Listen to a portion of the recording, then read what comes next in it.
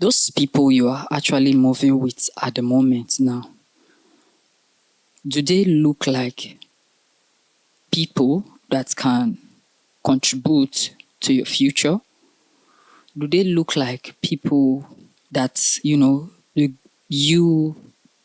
and that's you guys have a common future?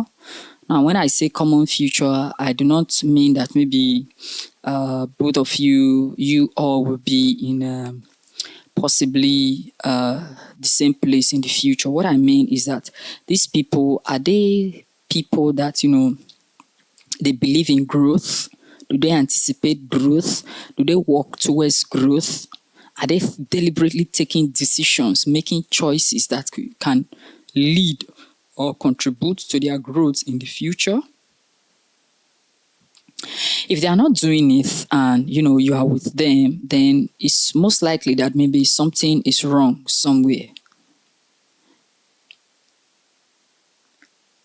There's a common saying that says, birds of the same feathers, they flock together. But I recoined it, I gave it a variation. And what's the variation I give? I say birds of blue feathers. You always see them fly together. What does this mean? You cannot see a vulture and an eagle in the same environment. It's almost impossible.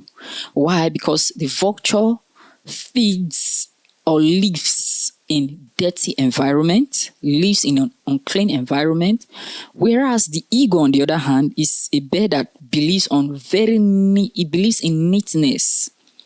It's a bird that is very meticulous with what it eats or what it consumes.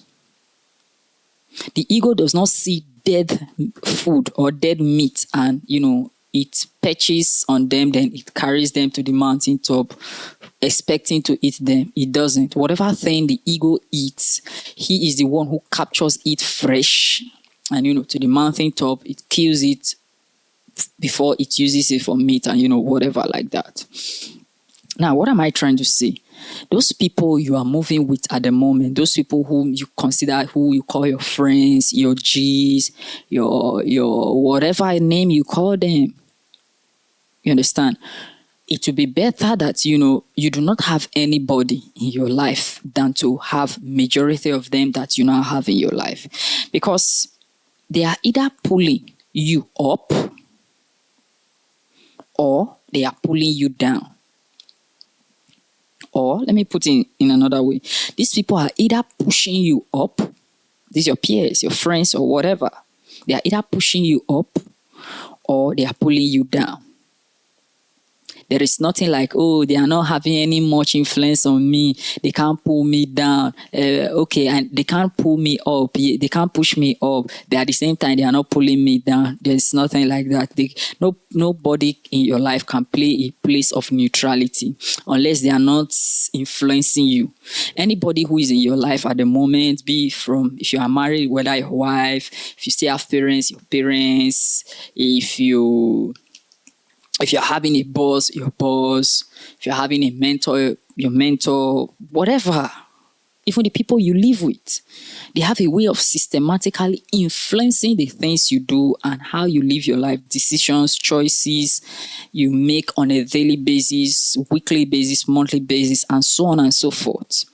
You understand? So it is either you leave them alone if you discover that the both of you are not heading towards the same direction, or you do not have a common future together, and let them run their race on their own while you focus on your race and look for like-minded people to actually do a collaboration with, or a partnership with, or a coalition with, that can actually lead you to your destiny or lead you to the future that you're actually anticipating. Don't just be with people who are not taking you anywhere, but instead they are pulling you down. I want to give you one shocker today. Don't be the smartest person in your circle.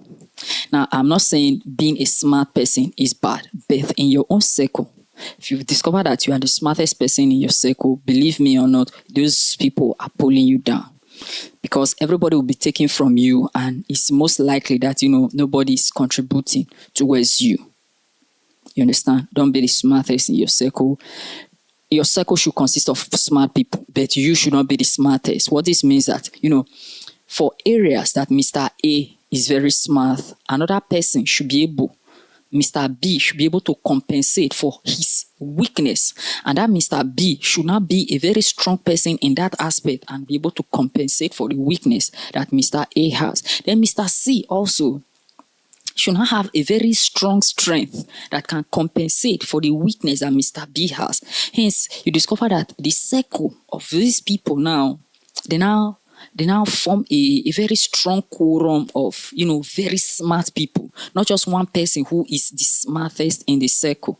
When you are the smartest in the circle, everybody is just taking from you, taking the resources from you, advice and whatever. But they are not what? They are not giving to you. You understand? So this is why your circle, everybody should be smart, but you should not be the smart. If you are the smartest in your circle, you are endangering yourself, and it will not be good for you on the long run. This is Deficit Podcast. We want to like this video, and I'll talk to you in the next one. Peace.